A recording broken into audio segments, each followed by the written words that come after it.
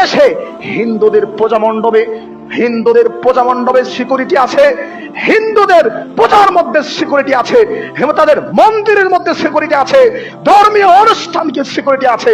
কিন্তু সালাফি আহলে হাদিসরা কোরআন এবং সুন্নাহর কথা বলবে, ধর্ম ব্যবসা নষ্ট হবে। জাহেল মূর্খ ইবলিসের বংশধর এই বোবা শয়তানরা কি করে এগুলো বাধা দিতে পারে? ভাষাগুলো কঠিন হচ্ছে, হৃদয়ে রক্তক্ষরণ হয়, তাই ভাষা মর্যাদা।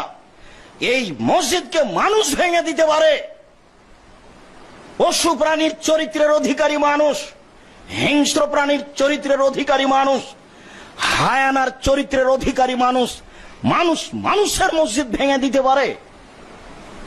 কত ন্যাক্কারজনক নোংরা বর্বর চরিত্র হয়ে কাজ করতে পারে।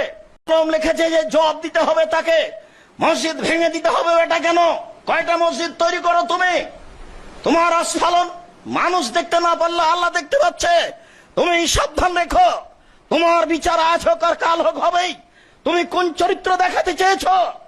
তোমার মতো শয়তানেরও ক্ষমতা আছে, তুমি মনে রেখো। বেশি বাড়াবাড়ি করলে ইহকালও টিকতে পারবে না, পরকালও টিকতে পারবে না। মসজিদ ভেঙে দিতে হবে কেন? নোংরা ন্যাক্কারজনক পশুর মতো হায়ানার মতো চরিত্র নিয়ে কতদিন তুমি বেঁচে থাকতে চাও?